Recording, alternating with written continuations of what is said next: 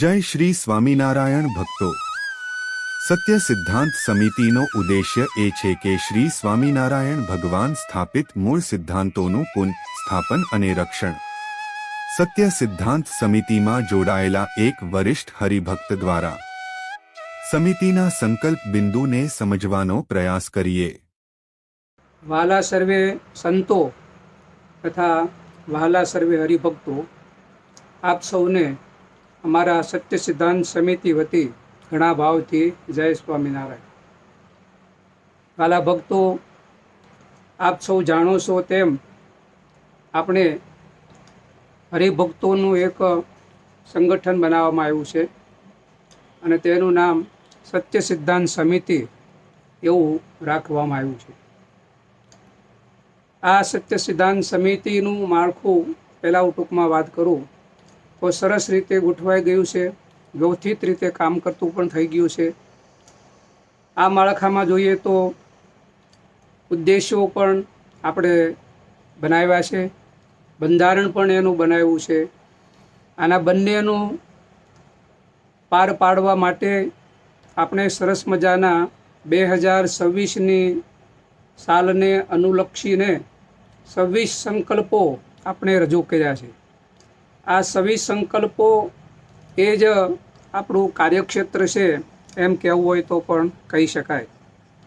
તો આપણે એવું નક્કી કર્યું છે કે સત્ય સિદ્ધાંત સમિતિનું કાર્યક્ષેત્ર શું છે, ઉદ્દેશો શું છે, બંધારણ શું છે, તેને માટે આપણે 26 સંકલ્પો આપણે નિર્ધારિત કર્યા છે અને એ સંકલ્પોને અનુલક્ષીને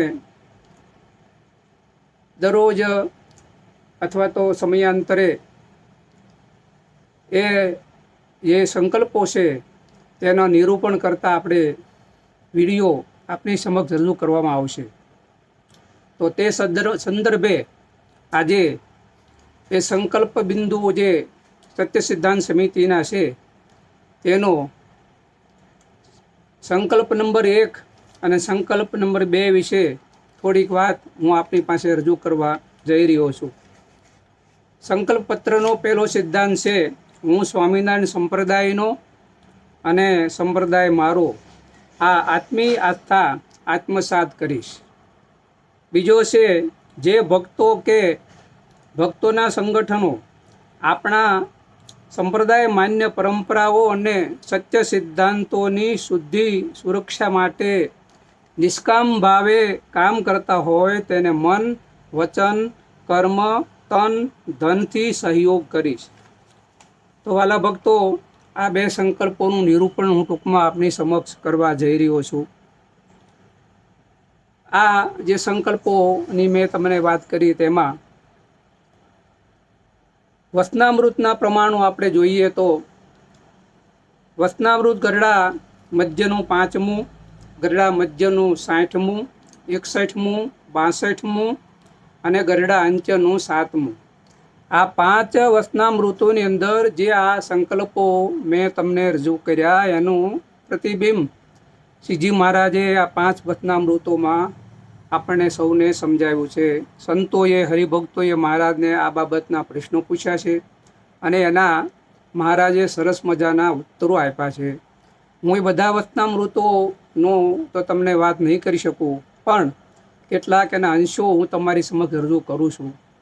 જેને આ જાણકારી વિગતે મેળવ્યું હોય તેમને ફરીવાર હું બોલું છું, આ વચનામૃતો જરા નોંધી લેજો અને ડિટેલમાં તમે તમારી રીતે વાંચશો તો તમને ખબર પડશે કે આપણે આ સંપ્રદાય માટે શું કરવાનું હતું ને આપણે શું કરી રહ્યા છીએ। તો ફરી વખત આ વચનામૃતો બોલું છું। ગરડા મધ્યનું 5મું, ગરડા મધ્યનું 60મું, 61મું, 62મું અને ગરડા અંત્યનું 7મું।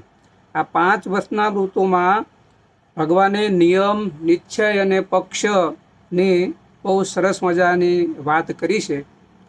નિયમ કોને કહેવાય તો આપણે દેવ જે આપણને નિયમો ધરાવ્યા હોય તેનો આપણે વ્યવસ્થિત રીતે પાલન કરવું, એને આપણે નિયમ કહેવામાં આવે। પછી નિયમ, પછી નિશ્ચય। તો નિશ્ચય કોને કહેવાય તો કે પોતાના જે ઈષ્ટદેવ હોય એને જે ભજતા હોય તો એમણે આપણને જે નિશ્ચય કરાવ્યો હોય તેને આપણે અડગ નિશ્ચય દૃઢપણે વળગી રહેવું, એમાં કોઈ ફેરફાર ન કરવો. કોઈ પણ ગમે તે આપણને બોલે, શંકા કુશંકા કરે તો પણ એ નિશ્ચયમાં કારક ડગમગાટ ન થાય, એને નિશ્ચય કહેવાય. પછી પક્ષ કોને કહેવાય? તો પોતાના ઈષ્ટદેવને ભજતા એવા જે સત્સંગી વૈષ્ણવો છે, તેના દેહના જે સંબંધીઓ સાથે જેવું આપણને અહમ મમત્વ છે, તેવો અહમ ને મમત્વ આપણા જે હરિભક્તો છે તેની સાથે હોવું જોઈએ. તો એને પરિપૂર્ણ નિશ્ચય કહેવાય, પાક્કો નિશ્ચય કહેવાય. તો આ બધા વચનામૃતની અંદર શ્રીજી મહારાજે નિયમ, નિશ્ચય અને પક્ષની વાત કરી છે. એમાં ખાસ કરીને મહારાજનું કહેવું એવું છે કે જેમ આપણે આપણા દેહ અને આપણા દેહના જે સંબંધીઓ છે, એ પછી મા બાપ હોય કે પુત્ર હોય કે પત્ની હોય કે મિત્ર હોય, કોઈ પણ હોય, તો એની સાથે જે રીતે આપણે આત્મીયતા છે એવી આત્મીયતા, એવો આત્મબુદ્ધિ એ આપણા હરિભક્તોની સાથે આપણે હોવી જોઈએ. આ આપણો જે મૂળ સંકલ્પ છે એની સાથે આ બહુ અનુબંધ આવે છે. કારણ કે હું સ્વામિનારાયણ સંપ્રદાય મારો, આવી જો ભાવના આપણને જ્યારે થશે ત્યારે સંપ્રદાયનું સેવા કરવાનું મમત્વ આપણને થશે. સંપ્રદાયનો માટે આપણે કંઈક કરી છૂટવાની ભાવના આપણામાં જાગશે. જ્યાં સુધી આવું આપણામાં નહીં થાય ત્યાં સુધી આપણે હરિભક્ત કહેવાતા હશું, મંદિરે જતા હશું, પૂજાપાઠ કરતા હશું, તિલક સાંડલો કરતા હશું, કંઠીઓ ધારણ કરતા હશું, પણ જ્યાં સુધી મારાપણાનું મમત્વ નહીં થાય ત્યાં સુધી જે આજે સંપ્રદાય જે કઠિન પરિસ્થિતિમાંથી, કહો કે દુર્દશામાંથી પસાર થઈ રહ્યો છે, એ એવી જ રીતે પસાર થતો રહેશે. માટે આપણા હરિભક્તોમાં જાગૃતિ આવે અને સંગઠન આપણું મજબૂત થાય, એને માટેના આ સંકલ્પો આપણે કર્યા છે. તો એમાં બધાએ બરાબર વાંચીને એમાં બધાએ જોડાવવું જોઈએ. મહારાજે મધ્યના 60મા વચનામૃતમાં બહુ સરસ મજાની વાત કરી છે કે અમે પૂર્વ દેશમાં જ્યારે ગયા ત્યારે વૈરાગી બાવાઓની જે જમાત મળી અને અમને કીધું કે તમે તાંદળજાની ભાજી તોડો. ત્યારે મહારાજ કીધું કે એમાં જીવ હોય માટે અમે નહીં તોડીએ. તો એણે અમને ડારો કર્યો, તો પણ અમે લીલી તાંદળજાની ભાજી ન તોડી. આવો અમારો દયાળુ સ્વભાવ હતો. તો મહારાજ એમ કહે છે કે હું જડભરત, દત્તાત્રેય આવા જે મોટા સંતો છે એની જેવી મારામાં દયા વર્તે છે. પણ તેમ છતાં મારા જો હરિભક્તો કોઈ હોય અને ક્રૂર દ્રષ્ટિથી કોઈ જોતા હોય તો મને એમ થાય હું એની આંખ ફોડી નાખું. મારા હરિભક્તોને કોઈ હાથે કરીને દુખવે તો મને એમ થાય કે એનો હાથ કાપી નાખું. આવી ત્યાં મને એમ કે થોડુંક આવું થાય છે, માટે ત્યાં મને દયા નથી આવતી, ત્યાં થોડોક મને અભાવ આવે છે. આવું મહારાજના વચનો બોલ્યા છે. તેમ છતાં પણ મહારાજ કે આવો દયાળુ સ્વભાવ હોવા છતાં પણ મારા ભગવાન એ મારા ભગવાનના ભક્તોને કોઈ દુઃખ આપે તો એને હું જોઈ શકતો નથી. તો આવી સરસ મજાની મહારાજે વાત કરી છે. ત્યારે આપણે પણ મહારાજનો દયાળુ સ્વભાવ જોઈએ અને હરિભક્તો પ્રત્યે આપણને હમદર્દી જાગે એવું આપણે કરવું જોઈએ. અને ગરડા મધ્યના 61મા વચનામૃત મહારાજે એમ કીધું કે મોટેરા જે ગૃહસ્થ હરિભક્તો છે એના મુખ્ય 3 લક્ષણ હોવા જોઈએ. જેમાં આપણે વાત કરીને કે હું સ્વામિનારાયણ ભગવાનનું જે કોઈ એવું સંગઠનનું કામ કરતા હશે ને તન મન ધનથી હું સહકાર આપીશ, તેને માટે આ વાત લાગુ પડે છે. એમાં મહારાજે એમ કીધું કે મોટા જે ગૃહસ્થ હરિભક્ત છે એના 3 મુખ્ય લક્ષણો છે. પહેલું તો પોતાનું સર્વસ્વ જે છે તે ભગવાન અને ભગવાનના ભક્તને અર્થે કરી રાખે. બીજું, સત્સંગને અર્થે માથું દેવું પડે તો માથું દે. અને ત્રીજું, ઈષ્ટદેવ આજ્ઞા કરે કે તું પરમહંસ થા તો તત્કાળ તે પરમહંસ થાય. આવી વાતો મારે જોરદાર સંગઠન માટે અને સંપ્રદાયની આત્મીયતા માટે, હરિભક્તોની આત્મીયતા માટે મહારાજે કરી છે.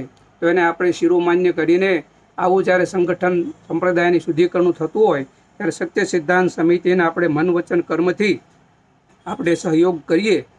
એ વાત આપણે આ વચનામૃત પણ આપણે પૂરી પાડે છે. વળી મધ્યના 62મા વચનામૃતમાં મહારાજને પ્રશ્ન આદિ આચાર્ય રઘુરજી મહારાજે પૂછ્યો. બરાબર સાંભળજો ભક્તો. આદિ આચાર્ય રઘુરજી મહારાજે આ પ્રશ્ન પૂછ્યો અને ત્યારે આ રઘુરજી મહારાજની ઉંમર ફક્ત 13 વર્ષની હતી. આ 62મું વચનામૃત સંત 1881 માગસર સુદ બીજનું છે અને રઘુરજી મહારાજનો જન્મ છે સંત 1868 કારતક વદ સોથને દિવસેનો જન્મ છે. એટલે હું એમ કહું છું કે આવા નાના એવા 13 વર્ષની ઉંમરના રઘુરજી મહારાજે શ્રીજી મહારાજને પ્રશ્ન પૂછ્યો, તો કેવું એમાં બુદ્ધિ છે, કેવી એમાં સમજણ છે, વિચાર કરો. આવી નાની ઉંમરમાં પણ મહારાજને કેવો પ્રશ્ન પૂછ્યો કે જીવનો મોક્ષ કેમ થાય. હે, અને આવી સમજણ હોય એ કોને હોય? ભગવાનના દીકરામાં હોય ને, એને જ ભગવાન ગાદી આપે ને. કંઈ સમજ્યા વિચારો ભગવાન ગાદી નથી આપતા. 13 વર્ષના રઘુરજી મહારાજને આવો પ્રશ્ન પૂછ્યો કે જીવનો મોક્ષ કેમ થાય. આ જ વચનામૃતમાં અયોધ્યા પ્રસાદજી મહારાજે પણ પ્રશ્ન પૂછ્યો છે, પણ એની ચર્ચા આપણે કરતા નથી. એની ઉંમર 16 વર્ષની હતી અને આની ઉંમર 13 વર્ષની છે. તો એ વખતે જીવનો મોક્ષ કેમ થાય તો શ્રીજી મહારાજ જવાબ આપે છે કે પોતાના કલ્યાણની ઈચ્છા હોય તેને પોતાના દેહ, ધન, ધામ, કુટુંબ, પરિવાર આ સર્વને ભગવાનની સેવામાં જોડી દેવા. ભગવાનની સેવામાં જે કામ ન આવે તેનો ત્યાગ કરી દેવો. આવી રીતના ભગવાન પરાયણ જે ભક્ત વર્તે તે ગૃહસ્થાશ્રમી મર્યા પછી પણ આવી રીતે ભક્ત જે વર્તે તે ગૃહસ્થાશ્રમી મર્યા પછી ભગવાનના ધામમાં નારદ સનકાદિકની પંક્તિમાં ભળે છે અને પરમ મોક્ષ પદ પ્રાપ્ત કરે છે. જો આમાં પણ આ જ વાત આવી કે હરિભક્તોએ સંપ્રદાયની સેવા માટે પોતાના દેહ, ધન, ધામ, કુટુંબ, પરિવાર આ બધું સત્સંગને અર્થે જોડી દેવું જોઈએ. તો આપણા જે 2 સંકલ્પો છે એને આ વચનામૃત પણ પૂર્તિ કરે છે. અને છેલ્લે હું એમ કહીશ કે સ્વામિનારાયણ ભગવાનની 49 વર્ષની આયુષ્યની અંદર વધુને વધુ સમય ભગવાન 28 કે 29 વર્ષ જેટલો સમય ગરડામાં ગાળ્યો. ભગવાન ક્યાંય ન રોકાતા અને બીજે બધે ગયા અને રાજ્ય દેવા માટે તૈયાર હતા, પોતાની રાજકુમારી દેવા માટે પણ તૈયાર હતા, પણ ભગવાન ક્યાંય ન રોકાણા અને ગરડામાં રોકાણા એટલું જ નહીં, પણ ભગવાન પોતે પોતાના મુખે એમ બોલ્યા કે ગરડું મારું ને હું ગરડાનું એ કદી નથી મટવાનું. આવું કેમ બોલ્યા એ તમને બધાને ખબર છે. એની પાછળ આ દાદા ખાચર અને પરિવારનો શરણાગતિ ભાવ છે, સમર્પિત ભાવ છે. એ દાદા ખાચરનો ભાવ એવો હતો કે હું સ્વામિનારાયણ ભગવાનનો અને સ્વામિનારાયણ ભગવાન મારા, આવું સર્વસ્વ અર્પણ કરવાનું જેને સમર્પિત ભાવ હતો. ત્યારે મહારાજે આ શબ્દો બોલ્યા કે હું ગરડાનો અને ગરડું મારું એ કદી નથી મટવાનો. એમ આપણે આ 2 સંકલ્પોની થોડીક આશરી સમજણ તમને આપી.